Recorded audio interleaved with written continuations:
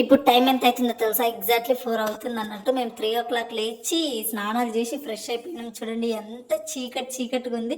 ఎందుకమ్మగా ఇంత మార్నింగ్ అని అంటే, మనం వరమహాలక్ష్మి వ్రతం కోసం ఫ్లవర్స్ తేవాలి కదా. ఫ్లవర్స్ తేవడం కోసం మనం చాలా లాంగ్ వెళ్ళాలి. ఒక 1 అవర్ జర్నీ ఉంటుంది అన్నట్టు.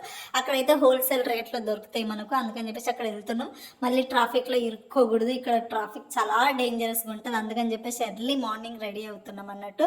3 లేచి అలారం పెట్టుకొని 3 లేచి ఇంకా స్నానాలు చేసినాం. ఫస్ట్ మనం దేవుడికి సంబంధించింది ఏం చేసినా స్నానాలు చేయాలి కదా. స్నానం చేసి ఇంకా టీ తాగి స్టార్ట్ అయిపోయినాం. చూడండి ఎంత చీకటి ఉందంటే అంత చీకటి ఉందన్నట్టు. చీకట్లోనే స్టార్ట్ అయిపోయినాం మేము. కొన్ని మనకి కావాలి అని అంటే కొన్నిసార్లు కంఫర్ట్ జోన్ నుంచి దాటి బయటికి రావాలన్నట్టు. ఫుల్ చలి పెడుతుంది. దట్టు మార్నింగ్ స్నానాలు చేసినాం కదా, ఫుల్ చలి పెడుతుంది అన్నట్టు. ఇంకా అట్లానే స్టార్ట్ అయిపోయినాం. ఇక్కడ ఏటీఎంలో కొంచెం డబ్బులు తీసుకుందాము. అక్కడ ఫోన్పే పని చేయదు. బట్ మా అదృష్టానికి ఏంటంటే అందులో డబ్బులు లేవు అన్నట్టు. అయిపోయినాయి డబ్బులు. సారీ చెప్పడం మర్చిపోయింది. Welcome back to our channel. కొత్త జంట వీడియో చూస్తున్నప్పుడు లైక్ చేయండి. వీడియో పూర్తిగా చూస్తే కామెంట్ చేయండి. కొత్త వాళ్ళు మన ఛానల్కి వస్తే మర్చిపోకుండా సబ్స్క్రైబ్ చేయండి. రావాల్సిన ప్లేస్ చిక్పేట అన్నట్టు. చూసిరా ఎంతమంది జనాలు ఉన్నారంటే, ఇది జస్ట్ ఎంట్రన్స్ అన్నట్టు. లోపలికి వెళ్తే ఊపిరి ఆడకుండా ఇంక మామూలు దారుణం అంటే దారుణం లేదు. ఇంకా ఎక్కువ జనాలు ఉంటారు అన్నట్టు. కొంచెం ముందు వచ్చినాం కాబట్టి అంత తక్కువ కనిపిస్తున్నారు మనకి. అంతమందిలో కొట్టుకొని లోపలికి పోయి తీసుకురావాలన్నట్టు ఫ్లవర్స్. ఇంకా ఫ్లవర్స్ అన్నీ తీసుకున్నాం. ఫ్లవర్స్ తీసుకున్నాక ఇంక వచ్చేటప్పుడు ఇక్కడ టిఫిన్ చేస్తున్నాం అన్నట్టు. మేము టిఫిన్ చేస్తుంటే ఈ బ్రో ఇన్నర్ ఫీలింగ్, ఏడ తగులుకుండా సంతారా మీకు ఇల్లు లేవా, ఇక్కడ కూర్చొని ఎందుకు తినిపిస్తున్నారు, సింగిల్ అనుకుంటా బ్రో, అందుకని చెప్పేసి చాలా ఫీల్ అవుతున్నాడు. కర్మ పొద్దున్నే ఏంద్రే ఈ వ్యాపారం నాకు అనుకుంటున్నట్టు మమ్మల్ని చూస్తుండు తిట్టుకుంటున్నట్టున్నాడు. బ్రో సింగిల్ అనుకుంటా, ఎక్కడ పోయినా మనశ్శాంతి లేకుండా చేస్తున్నారు కదా మీరు అనుకుని ఉంటాడు నాకు తెలిసి. అండ్ ఇక్కడ ఇంకా మేము టిఫిన్ చేసినాం. మార్నింగే వచ్చేసినాం కదా, అందుకని చెప్పేసి ఇంక ఇక్కడ టిఫిన్ చేసేసి మన ఇంటికి వచ్చిన వాళ్ళకి టేస్టీగా ఉండాలంటే అంతే మంచి ఫ్రెష్ వెజిటేబుల్స్ తేవాలి కాబట్టి వెజిటేబుల్స్ కోసం మేము వెజిటేబుల్ మార్కెట్కి కూడా వెళ్ళినాం అన్నట్టు. ఇంకా ఈవినింగ్ ఆఫ్టర్నూన్ టైంలో నేను ఇక్కడ మెహందీ వేయించుకుంటున్నా. ఇంకా మా వాడికి ముందే పొసెసివ్నెస్ అందరికీ తెలుసు. ఇంకా వాళ్ళు వేసేదానికి ఈయన చేసే ఓవర్ యాక్షన్ మామూలుగా ఉండదు అన్నట్టు. అదేంటి వాళ్ళు చేతి అట్లా పట్టుకొని వేస్తున్నారు, ఓహో ఇలా వేస్తారు మెహందీ, నెక్స్ట్ ఇయర్లో నేనే మెహందీ నేర్చుకుంటా, నేనే వేస్తాను, ఏంది ఇది బ్రో చెయ్యి మెల్లిగా పట్టుకోండి, బ్రో అటు ఏంది బ్రో ఇటు తిప్పుతున్నారు అని, ఓ బ్రో మంచిగా వేయండి బ్రో, ఇది బ్రో అది అని చెప్పేసి వాళ్ళు బుర్ర తింటూనే ఉన్నాడు.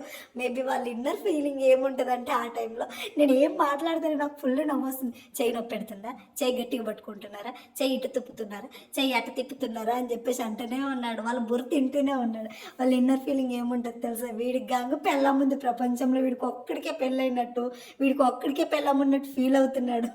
ఇంకొకసారి బుద్ధి ఉంటే వీళ్ళకి ఇంకా లైఫ్లో మెహందీ అయ్యొద్దురా అని అంత ఇరిటేట్ చేసిన వాళ్ళని అయితే 100 సార్లు చెప్పుండొచ్చు. నెక్స్ట్ ఇయర్లో నేనే మెహందీ నేర్చుకొని వేస్తాను నేను నీకు, ఇదేంది వాళ్ళేంది అట్లా పట్టుకుంటున్నారు, వాళ్ళేంది అట్లా టచ్ చేస్తున్నారు అని అంటాడు. మా వాడికి ముందే పొసెసివ్.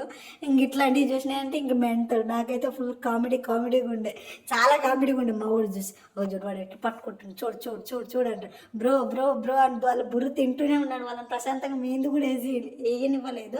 ఇక ఆ బ్రో అయితే కోపంతో అయితే సగం ఇష్టం వచ్చినట్టు గీకేసి పోయిండు. యాక్చువల్గా నీకు వచ్చు కదా అమ్మ మెహందీ అని అంటే, నాకు వచ్చు, బట్ ఆపోజిట్ పర్సన్స్కి వేయడానికి వచ్చు, నాకు వేసుకోవడానికి రాదు.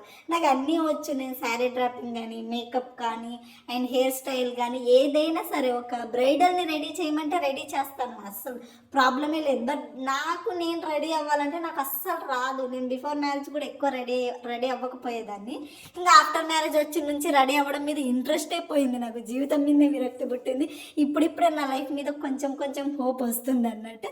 అండ్ మెహందీ చాలా అంటే చాలా బాగా చేసేది, బాగా నచ్చింది నాకు కూడా. ఇక్కడ డబ్బులకే వేయించినాం మేము మెహందీ బాగా వేసారు కదా, నచ్చింది అన్నట్టు. బట్ చాలా ఫన్ ఉండే, చాలా అంటే చాలా ఫన్ ఉండే.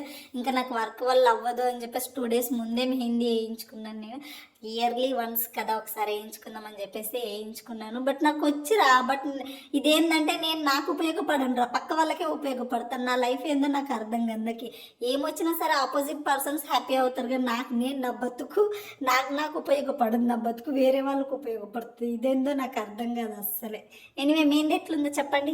అండ్ ఇవి మనం కొనుక్కొచ్చిన ఫ్లవర్స్ ఇవన్నీ చూస్తే మీకు ఎంత అనిపిస్తున్నాయో, తక్కువగా అనిపిస్తున్నాయో, ఎక్కువగా అనిపిస్తున్నాయో నాకు తెలియదు కానీ ఇవి తల్లో పెట్టుకున్న ఫ్లవర్స్తో కలిపితే 5K, మొత్తం 5,000 ఓన్లీ ఫ్లవర్స్కి అయినాయి అన్నట్టు. ఇంత రేట్ అవసరమా అమ్ముగా అంటే నార్మల్ టైంలలో అయితే అవసరం లేదేమో, బట్ వరమహాలక్ష్మి అంటేనే ఆడపిల్ల కాబట్టి ఆడవాళ్ళకి ఇష్టమైంది ఏంటి, ఫ్లవర్స్ కదా. ఫ్లవర్స్ న్యాచురల్ ఫ్లవర్స్ న్యాచురల్గా ఉంటేనే ఇష్టం. నాకెందుకో ఈ గుమ్మలకి వీటికి ఆర్టిఫిషియల్ ఫ్లవర్స్ వేయడం నాకు అస్సలు నచ్చదురా. నాకు ఒరిజినల్ ఫ్లవర్స్ ఇయర్లీ వన్స్ అయినా సరే ఒరిజినల్ ఫ్లవర్స్ వేయడం నాకు చాలా ఇష్టం. దట్టు ఇంకా మేము నియర్ బైలో అయితే చాలా రేట్లు, అందుకని చెప్పేసి ఎర్లీ మార్నింగ్ వెళ్ళేసి ఒక 1 అవర్ మేము ఉండే ప్లేస్ నుంచి 1.5 అవర్ జర్నీ చేసి మరీ ఇవి తీసుకొచ్చినాం అన్నట్టు. ఉండాలి కదా ఇక్కడ వరమహాలక్ష్మి ఫెస్టివల్ అంటే అందరికీ చాలా గ్రాండ్గా చేస్తారు, స్పెషల్ కాబట్టి చాలా రేట్లు. నార్మల్ టైంలో ఇంత రేట్లు ఉండే, ఈ ఫెస్టివల్లోనే చాలా రేట్లు ఉండే. ఇందులో మీరు ఇంకా షాకింగ్ ఏంటంటే కనకాంబరం ఉంటాయి కదా, కనకాంబరం ఫ్లవర్స్ అయితేనేమో 4,000 1 kg, మల్లెపూలేమో 1,000 1 kg అన్నట్టు. అంత రేట్లు ఉంటాయి, కొన్ని తీసుకున్న రేట్లే. మన ఇంట్లో అసలే అష్టలక్ష్ములు అమ్మవార్లు ఉంటారు కదా, మరి అంతమంది ఆడపిల్లలు మన ఇంట్లో ఉన్నప్పుడు ఆ మాత్రం ఫ్లవర్స్ ఖర్చు అవుతుంది కదా, అవ్వకపోతే ఎట్లా చెప్పండి అని చెప్పేసి మేము ఒరిజినల్ ఫ్లవర్సే తీసుకున్నాము. రేట్ అయింది బట్ పర్లేదులే, ఇయర్లీ వన్స్ కదా. మా ఆయన ఫ్లవర్స్ కొనిచ్చేటప్పుడు అవి కొనిచ్చేటప్పుడు ఇట్లా అట్లా అని ఏమన్నాడు, సర్లే నువ్వు ఇష్టంగా చేసుకునేది ఇది ఒక్కటే పండగ కాబట్టి నీకు నచ్చినట్టు చేసుకొని చెప్తాడు.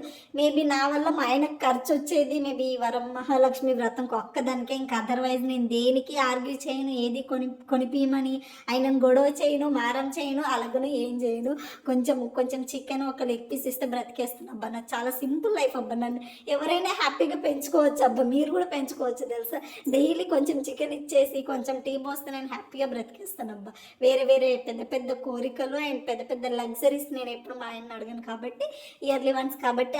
అండ్ దట్టు ఆయనకు కూడా ఆ వైపు చాలా ఇష్టం కాబట్టి ఇద్దరం ఇష్టంతోనే ఇవన్నీ కొనుక్కున్నాం. అవర్స్ అన్నీ అల్లడానికి మాకు ఎగ్జాక్ట్లీగా 6 to 7 అవర్స్ పట్టింది మా ఇద్దరికి.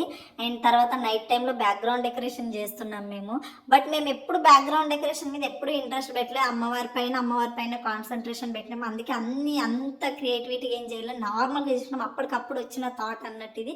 మేబీ అమ్మవారి బ్లెస్సింగ్, మీ అందరి బ్లెస్సింగ్స్ ఉంటే నెక్స్ట్ ఇయర్కి అమ్మవారి బ్యాక్గ్రౌండ్ గురించి థింక్ చేద్దాము. మనం ఒక్కసారి అమ్మవారి వ్రతం చేయడం అనేది స్టార్ట్ చేస్తే ఇయర్కి మనకి ఇంప్రూవ్మెంట్ అవుతుంది తప్పితే తగ్గనైతే తగ్గదు. అప్పటికప్పుడు మనకు మనీ అవ్వని ఏదైనా సరే అమ్మవారు ఖచ్చితంగా అరేంజ్ చేస్తుందిరా, నిజం చెప్తున్నా. ఒకసారి మనం ఫెస్టివల్ చేయడం మొదలు పెడితే, నేను స్టార్టింగ్ ఏ స్టేజ్ నుంచి ఆల్మోస్ట్ 3 yearsలోనే ఎంత డిఫరెన్సెస్ వచ్చింది కదా, మీరే గమనించుకోండి. బ్యాక్గ్రౌండ్ డెకవర్ అవ్వగానే మేము ఇక్కడ అమ్మవారికి శారీ కట్టించుకుంటున్నాం అన్నట్టు. సో ఫస్ట్ నాకు అసలు శారీ కట్టడం రాదు.